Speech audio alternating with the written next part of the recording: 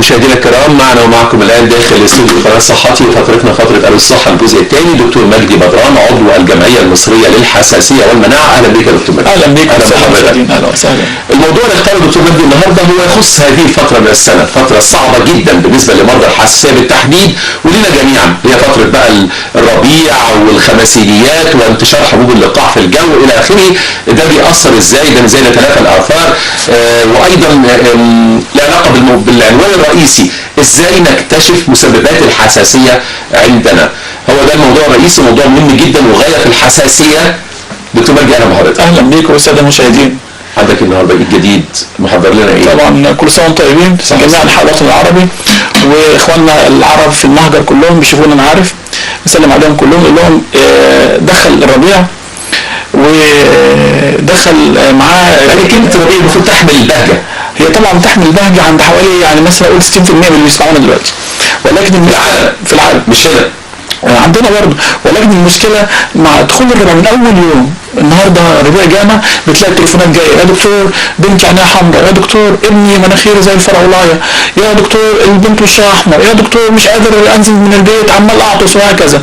بتلاحظ ده كله يقول لك الربيع جاء. الربيع بيجي معاه حبوب اللقاح، ويبقى قبلها بفتره. ايه حكايه حبوب اللقاح دي؟ حبوب اللقاح برضه السؤال ده الناس برضه مش فاهماه شويه، بس هنبسطها شويه.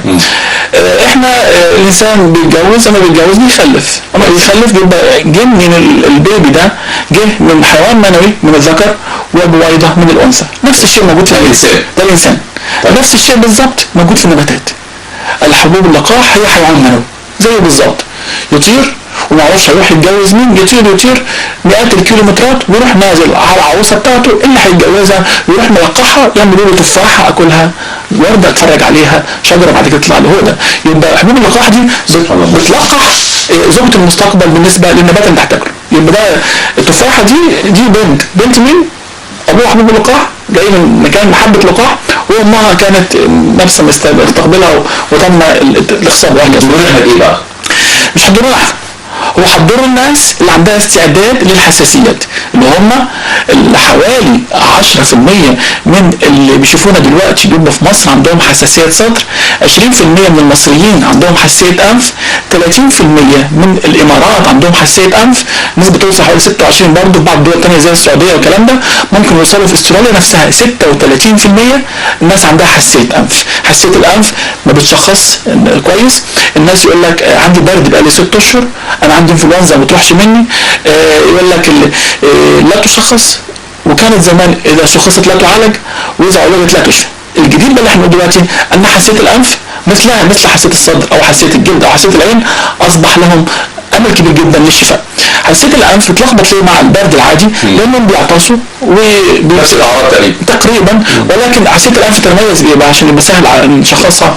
ان هو بيعطس 4 ايام من الشهر، او بيعطس اسبوعين مستمرين طول السنه، او ان هو بيجيله مشاكل في الانف، ان هو سيلان من الانف، او مناخيره بتنقط على ورا، بتسرسب على ورا، تنزل يعمل له مشاكل في الحنجره او الشعب الهوائيه بعد كده والصدر والكلام ده، او تطلع الجناب على تعمل له حساسيه اذن، او انها تعمل له حتى مشاكل في العين حساسيه برضه، او ما يعملش اي حاجه خالص ويجي لنا ونبص عليه يقول له انت عندك حساسيه انف، يقول لك ما اعرفش، تعمل له التحليل يطلع عنده فعلا حساسيه انف، وتلاقي تحت عينه وارم او غامق او في خطوط بالعرض، بنشخصه على طول ده حساسيه انف. حساسيه الانف مشكلتها كمان انها 70% منها بيتقلب بعد كده بعد 10 او 20 سنه او 30 سنه هيتقلب بحساسيه الصدر، وهتدخلنا في مشكله رب. المشكله الثانيه وجود حساسيه الانف مع حساسيه الصدر يزود اعراض ومشاكل حساسيه الصدر 3 اضعاف، ودي مشكله.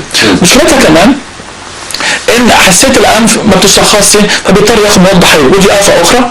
ياخد مضاد حيوي هيقلل مناعتي، هيضيع وقتي، مش هيستفيد حاجه. المشكله الثانيه او ياخد كورتيزونات هيبقى مسكنات بسيطه هيتعود عليها، هيدمنها، هتعمل لي مشاكل. كورتيزون خاصه عن طريق الفم او الابر، عضلات او وريد او الكلام ده، استخدامه العشوائي بواسطه غير محترفين ممكن يعمل لي قرحه، ممكن قرحه معديه او 12، ممكن يزود لي ضغط الدم، ممكن يزود لي السكر، هيدخلني في هشاشه، هيعمل لي نقص مناعه، هينفخ لي الاطفال، هيجمع ميه وملح جواهم وهيخليهم وشهم عامل زي الدايره وهكذا. حبوب اللقاح بتضر بقى هذه الفئه ازاي؟ هتنزل عليهم هتنزل عليهم اللي عندهم حساسيه انف وحساسيه صدر والى اخره كلهم. هتنزل على الناس اللي هم عندهم استعداد، هتنزل عليهم وتروح مطلعها السموم بتاعتها، وهتنزل تعمل تفاعل في العين او الفم او الانف ممكن، وبعد كده الجهاز المناعي بتاعها يتعامل معاها. اما يتعامل معاها تظهر زي اعراض، الاعراض دي هتخليني بقى لما اعطس او اكح او عيني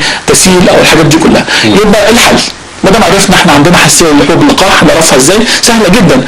اول ما جه الربيع انا اشتكيت، انا كنت قاعد كويس قوي اشتكيت، او انا عندي حساسيه من الاول طول السنه ولكنها اعراضها زادت مش قادر بقى، يبقى انت دلوقتي عندك حساسيه لحبوب اللقاح، او ان انا هساعدك اعمل لك اختبار حساسيه واقول لك عندك حساسيه لحبوب اللقاح. وده العنوان الرئيسي حلقتنا النهارده. او ان احنا نعمل له كمان تحليل في متقدم شويه في الدم ونقول له برضه في اكيد ولا لا. يعني في مولوفه كبيره جدا بنبتدي بمنظومه كبيره جدا نبتدي نجري فيها ونحدد فعلا عنده حساسيه ولا لا، وكمان اسباب الحساسيه عنده. تمام. قبل ما نتكلم في العنوان الرئيسي بتاعنا النهارده اللي هو كيف تكتشف اسباب الحساسيه عندك، حضرتك مجازي عن انا بس عايز اشوف الصوره الجميله دي هنشوفها دلوقتي. ده كيف تحدث الحساسيه. حبه اللقاح هنشوفها دلوقتي. طبعا اللي تحت دول الخلايا لا هي لسه ما ظهرتش، يعني نتكلم لحد هذا الصوره. الدايره الصفراء كده معانا الدايره الصفراء دي حبه لقاح دخلت عليا اول مره، خلت جسمي يطلع الماده الخضراء دي اللي عامله زي حرف الواي. ده اول مره. تاني مره حبه اللقاح دخلت، اما دخلت راحت مكلبشه في الماده الخضراء دي. الماده دي هي مضادات الاجسام.